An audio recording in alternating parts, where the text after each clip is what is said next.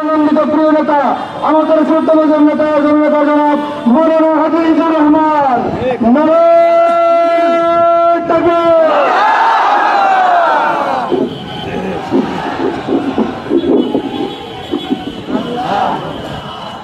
বিসমিল্লাহির রহমানির রহিম। প্রিয় বেনাপোলবাসী ভাইরা, আসসালামু আলাইকুম ওয়া রাহমাতুল্লাহ। প্রিয় ভাইরা, বাংলাদেশের মানুষ গত 18 বছর নির্বাচন দেখে না। নির্বাচন জনগণের অধিকার, নাগরিক অধিকার, কিন্তু গত স্বৈরাচার সরকার এবং তার আগে যে 11 সরকার ছিল তারা নিরপেক্ষ নির্বাচন দেখতে দেয় নাই। লক্ষ মানুষের জীবনের বিনিময়ে সর্বশেষ গত 24 সালের জুলাই মাসে ইউনিভার্সিটি, কলেজ, মাদ্রাসার তরুণ ছাত্রদের জীবনের বিনিময়ে আজকে এই মুক্ত স্বাধীনতা আমরা পাই। কিন্তু আমরা আশঙ্কা করছি আবারও নির্বাচনের ফিল্ডকে অশান্ত করার চেষ্টা করা হচ্ছে। সকল মানুষ যাতে নির্বিঘ্নে ভোট দিতে না পারে তার চক্রান্ত করা হচ্ছে। জনগণের ভিতরে শোনা যায় যে নির্বাচনে যেতে পারবে না। একটি দলের ভাইস প্রেসিডেন্ট তিনি ঘোষণা করেন নির্বাচন কেন্দ্রে এসে নির্দিষ্ট একটি প্রতীকের বাইরে কেউ ভোট দিতে পারবে না। প্রিয় ভাইরা, এজন্য আমরা জীবন দেই নাই। এজন্য এদেশের ইউনিভার্সিটি, কলেজ এবং মাদ্রাসার ছাত্ররা জীবন দেয় নাই। আমরা তাই সরকারকে বলতে চাই এই আগামী ফেব্রুয়ারি নির্বাচনের জন্য লেভেল 3 তৈরি করতে হবে। সম্মানিত ভাইরা, সকল মানুষ তার ইচ্ছা অনুযায়ী যেন ভোট দিতে পারে তার ব্যবস্থা করতে হবে। 2 নম্বর কথা হচ্ছে, বাংলাদেশে আমরা 54 বছর দেখেছি কোন সরকার গণতন্ত্রের সব ভূমিকা পালন করে নাই। তারা স্বৈরাচার হওয়ার চেষ্টা করেছে অথবা পূর্ণ স্বৈরাচার হয়েছে। প্রিয় ভাইরা, আমরা এজন্যই পিআর পদ্ধতিতে নির্বাচনের জন্য প্রস্তাব দিয়েছি। আমরা যেমন 1983 সালে কেয়ারটেকার সরকার পদ্ধতি প্রস্তাব দিয়েছিলাম, তার 4 বছর পর আওয়ামী লীগ, বিএনপি এই প্রস্তাব গ্রহণ করেছিলেন। তারপর আওয়ামী লীগ, বিএনপি, জামাত সবাই সম্মিলিত আন্দোলন করার পর 90 সালে এরশাদ সাহেব এই প্রস্তাব গ্রহণ করেছিলেন। জনগণ নিরপেক্ষ নির্বাচন পেয়েছিল। 91 সালে বাংলাদেশের ইতিহাসে তেমন নির্বাচন আর হয় নাই। ঠিক তেমনি ভাবে আমরা পিআর পদ্ধতির প্রস্তাব দিয়েছি। পিআর পদ্ধতির অর্থ হচ্ছে প্রপোর্শনাল রিপ্রেজেন্টেটিভ। বাংলা হচ্ছে প্রতিনিধিত্ব, বাংলা হচ্ছে আনুপাতিক হারে প্রতিনিধিত্ব। আনুপাতিক হারে প্রতিনিধিত্ব মানে যে দলের যত সমর্থন করবে মানুষ সেই দল তত সিট পাবে। প্রিয় ভাইরা, এই পদ্ধতিতে অনেক লাভ আছে। আমি 3টি লাভের কথা বলতে চাই। 1 নম্বর লাভ জনগণের হচ্ছে এই, ধরুন আমাদের যশোর জেলায় কয়টি আসন? 6টি আসন। আর আমি 1 নম্বর বলতে চাই, এই নির্বাচন হলে সারা বাংলাদেশে কোনো মারামারি হবে না, গন্ডগোল হবে না।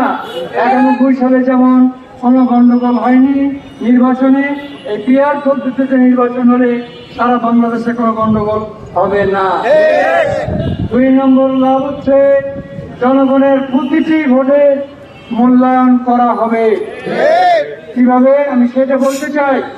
যশোর জেলায় 6টি আসন, তাই তো? যশোর জেলায় কয়টি আসন? ধরে নিন একটি দলের 6টি আসনে 4 লাখ করে ভোট পেয়ে 24 লাখ ভোট পেয়েছে। 4 লাখ করে ভোট পেলে কত ভোট পায়? আরেকটি দল 24,600,000 ভোট পেয়েছে। 6টা আসনে 600 ভোট বেশি। কোন দল জিতবে? যে দল 600 ভোট বেশি পেয়েছে। তাহলে এই 24 লাখ ভোট নষ্ট হলো। সারা বাংলাদেশে এইভাবে 300 আসনে ভোট নষ্ট হবে। কিন্তু যদি পিআর পদ্ধতি হয় 300 আসনে একটি ভোট নষ্ট হবে না। 301 নম্বরে যে তিনি ভোট পাবেন, 301 নম্বরে তার ভোটটাই কেবল নষ্ট হবে। 300 সারা বাংলাদেশে 300 পাস করার পর যে লোকটি পাস করতে পারবে না সেই ভোটটি কেবল কি হবে? নষ্ট হবে। আর বাংলাদেশের 300 সিটে যত ভোট মানুষ দিবে সব ভোট মানুষের কাছে এই প্রস্তুতিতে গ্রহণযোগ্য ভোট হবে, গণনায় আসবে। প্রিয় ভাইরা, তাই জামাত ইসলামী চায় যে পিআর পদ্ধতিতে নির্বাচন হোক, এটাই প্রকৃত জনমত প্রতিফলিত হয়। সম্মানিত ভাইরা, 3 নম্বর যে লাভ, সে লাভ হচ্ছে এই পদ্ধতিতে নির্বাচন হলে কোন ফ্যাসিস্ট সরকার আবার প্রতিষ্ঠিত হওয়ার সুযোগ পাবে না। কারণ সরকারি দলে যেমন ভোট থাকবে হয়তো 160টি আসন, বিরোধী দলে ভোট থাকবে 140টি আসন। 160, 140 অথবা 155, 145 হলে ওই সরকার ফ্যাসিস্ট হওয়ার সুযোগ পাবে না। নিজের ইচ্ছা মতো কোনো আইন তৈরি করতে পারবে না। বিরোধী দলকে সম্মতিতে এনেই আইন পাশ করতে হবে। এখানে কোন ভাই বলতে পারেন এমন সরকার দুর্বল হবে, এটা ভুল কথা। আমেরিকায় তো 1 থেকে 5 ভোট 6 ভোটে আইন পাস হয়, সেখানে তো সরকার দুর্বল হয় না। আমেরিকার সরকার কি দুর্বল? আমেরিকার প্রেসিডেন্ট কি দুর্বল? সেখানে 6 ভোটে পাস হয়, দেখা যাচ্ছে 2 ভোটে, 3 ভোটে, 5 ভোটে আইন পাস হয়। সেখানকার সরকার তো দুর্বল হয় না। সরকার বরং দুর্বল ওই সরকার যে সরকারের বিরোধী দল শক্তিশালী নয়, তারা মানবতার দিক দিয়ে দুর্বল। আমরা অতীতের সরকারগুলো দেখেছি, ফ্যাসিস্ট সরকার হয়েছে, যা খুশি তাই আইন জনগণের উপরে চাপিয়ে দিয়েছে। এই অন্যায় থেকে দেশবাসীকে রক্ষার জন্য আমরা পিআর পদ্ধতি নির্বাচন দাবি করেছি।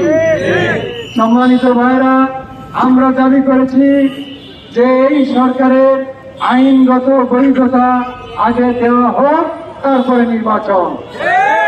সম্মানিত ভাইরা, আমরা লক্ষ্য করেছি 91 সালে ভোট হয়েছিল কেয়ারটেকার সরকার পদ্ধতিতে।